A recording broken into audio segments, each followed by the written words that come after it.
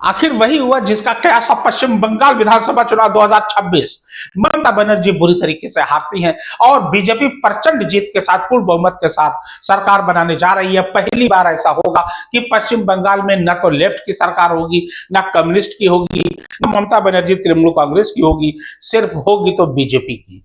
BJP पहली बार पश्चिम बंगाल में सरकार बनाने जा रही है। अब पूर्ण बहुमत प्रचंड जीत के साथ उसने पश्चिम बंगाल में एक तरीके से बिगुल फूंक दिया है और पूरे तरीके से तमाम विपक्षी पार्टियों को नतमस्तक कर दिया है। 5 राज्यों में चुनाव हुआ। 5 राज्यों में जब नतीजे आए तो 3 राज्य में बीजेपी की सरकार बन गई, मणिपुर, असम और पश्चिम बंगाल।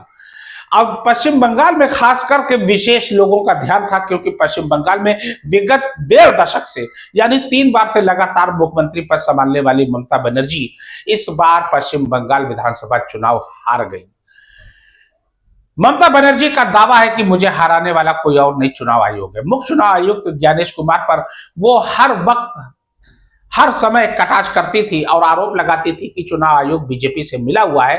बीजेपी की केंद्र में सरकार है और केंद्र में सरकार होती है तो केंद्रीय एजेंसियां उसके हाथ में होती हैं और हर बार वो आरोप लगा रही थी समय समय पर। हर वक्त यही आरोप लग रहा था ममता बनर्जी का चुनाव आयोग पर कि चुनाव आयोग बीजेपी से मिला हुआ है और एसआईआर लागू होने की वजह से बहुत से वोटर लिस्ट में बहुत से वोटरों का नाम ममता बनर्जी के समर्थक का कट गया था, जिससे ममता बनर्जी बहुत बौखलाई हुई थी। और ममता बनर्जी का दावा है कि इस हार की सबसे बड़ी जिम्मेदार है चुनाव आयोग। विगत 1.5 दशक से बीजेपी प्रयास कर रही थी पश्चिम बंगाल में सरकार बनाने के लिए, लेकिन हर बार विफल हो जा रही थी। लेकिन इस बार शुभेंदु अधिकारी की अगुवाई में बीजेपी ने फूक फूक कर कदम रखा, साम दाम दंड भेद नीति अपनाया और तमाम बड़े बड़े दिग्गज बीजेपी के नेताओं को सड़क पर, जमीन पर, रैलियों में, रोड शो में उतारा और उसका नतीजा ये हुआ कि बीजेपी ने पश्चिम बंगाल को फतह कर लिया, प्रचंड जीत हासिल किया।